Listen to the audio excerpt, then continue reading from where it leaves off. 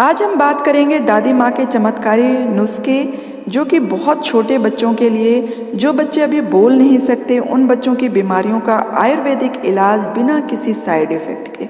बच्चे बहुत ही नाजुक होते हैं, उनकी सहन शक्ति और प्रतिरोधक जो क्षमता होती है वो बहुत कम होती है, इसलिए बच्चे जल्दी ही रोगों की चपेट में आ जाते हैं।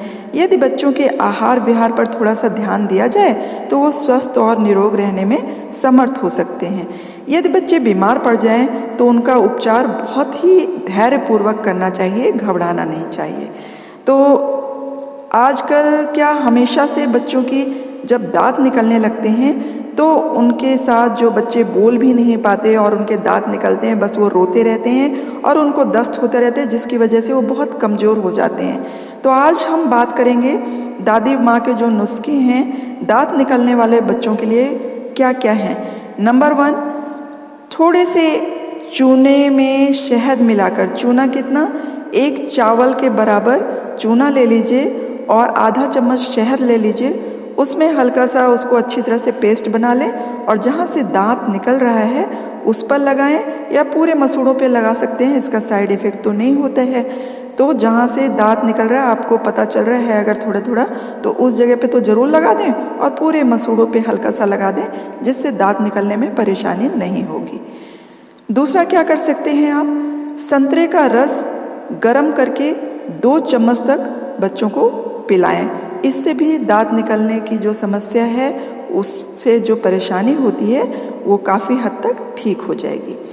नंबर 3 क्या कर सकते हैं, मक्खन और शहद को मिलाकर मसूड़ों पर लगाना चाहिए। पूरे मसूड़ों में मक्खन और शहद मिलाकर फेंट कर उसका मतलब पेस्ट बना लें और पूरे मसूड़ों में लगाएं। इससे दांत निकलने में बहुत आसानी होती है, दांत बहुत आसानी से निकलते हैं, दर्द नहीं होता बच्चों को। नंबर 4 आप क्या कर सकते हैं, तुलसी के पत्तों का रस से, जो तुलसी के पत्ते हैं उसको हल्का सा निचोड़ के बच्चों के मसूड़ों की मालिश करें उससे 1 से 2 मिनट के लिए। उससे भी दांत बहुत आसानी से निकल जाते हैं, दांत में दर्द नहीं होता।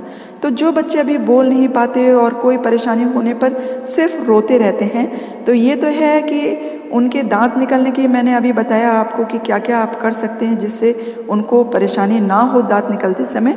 और दूसरी बात है कि आप उनके रोगों को कैसे पहचानें, छोटे मोटे रोगों को। जब बच्चा क्या करता है तो आपको कैसे समझना चाहिए कि उसको क्या परेशानी हो रही है। तो नंबर 1, यदि बच्चा ज़्यादा रोए तो बहुत बड़ी तकलीफ़ समझना चाहिए। वैसे बच्चे छोटे मोटी तकलीफ़ पे इतना जल्दी ध्यान उनका नहीं जाता है, वो जब बच्चे ज़्यादा रोते हैं तो समझ लीजिए बहुत ज़्यादा तकलीफ़ है, जो कम रोते हैं तो सोचिए कि छोटी मोटी तकलीफ़ हो रही है।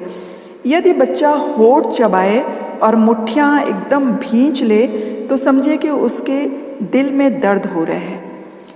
नंबर 2, यदि बालक का मल मूत्र बंद हो जाए, इससे उसके पेड़ों और गुदा द्वार में पीड़ा समझना चाहिए, इसलिए वो जो मल मूत्र है उसका त्याग करने के लिए वो ज़्यादा प्रेशर नहीं दे पा रहा है, क्योंकि उसके पेड़ों में और गुदा द्वार में दर्द शुरू हो जाते हैं। नंबर 3, बच्चे के जिस अंग में दर्द होता है ना, वो उसे बार बार छूता है। नंबर 4, जब बच्चा अपनी आंखें बंद करके अपना सर बार बार पटके तो समझ लेना चाहिए कि उसके सर में दर्द हो रहा है। नंबर 5, अगर बच्चे का पेट फूल जाए और उल्टी भी आए तो उसके पेट में गैस की समस्या हो सकती है। इसके लिए उसके नाभि के चारों ओर आप थोड़ी सी हींग पानी में भिगोकर लगा दीजिए, गैस निकल जाएगी। नंबर 6, अगर बच्चे की पसली चल रही है तो रबड़ की थैली में पानी गर्म करके उसमें भर के गर्म पानी जहाँ पर पसली चल रही है उस स्थान की सिकाई करना चाहिए, इससे बच्चे को बहुत आराम मिलता है। सरसों का तेल गरम करके उसमें थोड़ा सा नमक मिलाकर, मतलब 1-2 चम्मच सरसों का हल्का गरम करें, इतना जितना आप उस पसली के स्थान पर हल्की सी मालिश कर सकें। मतलब हल्के गरम तेल को उस पसली पे लगा के उसमें थोड़ा सा नमक ज़रूर मिला लीजिए।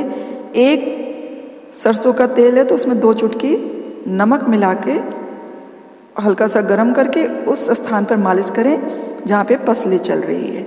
अगर छोटे बच्चे को बहुत खांसी आ रही हो तो धनिया और मिश्री को पीसकर चावल का पानी जो माड़ होता है हल्का सा ऊपर का, उसके साथ पिलाएं 1 चम्मच।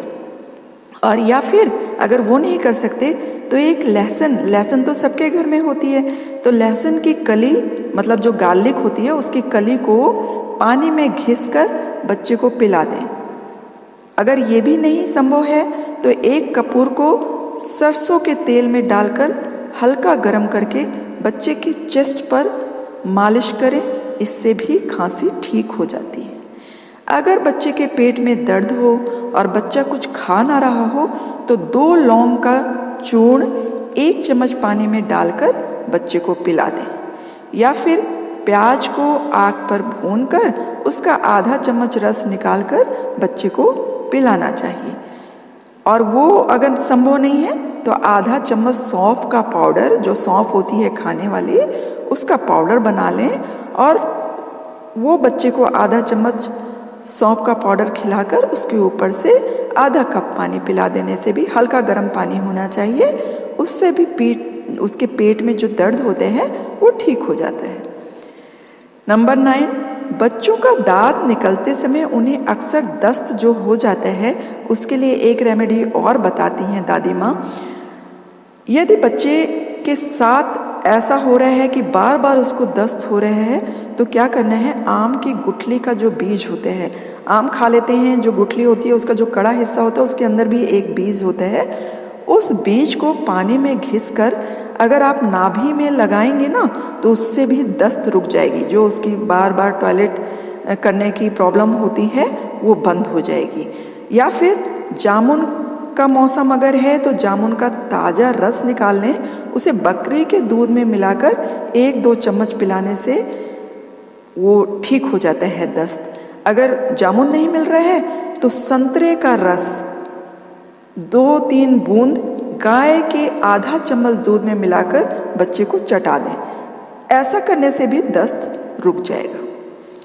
नंबर 10, मल त्याग करते समय जिन बच्चों की गुदा बाहर निकल के आ जाती है उसको पहले तो हाथ से अंदर कर दें, फिर उसके ऊपर अमरूद के पत्तों को पीसकर उसका पेस्ट बनाकर उस गुदा के ऊपर कम से कम आधे घंटे के लिए बांध दें। लेकिन पहले उसको अंदर कर दें और फिर उस जगह पे आधे घंटे के लिए बांध दें। 2-4 दिन ऐसा करने से ही ये परेशानी दूर हो जाएगी।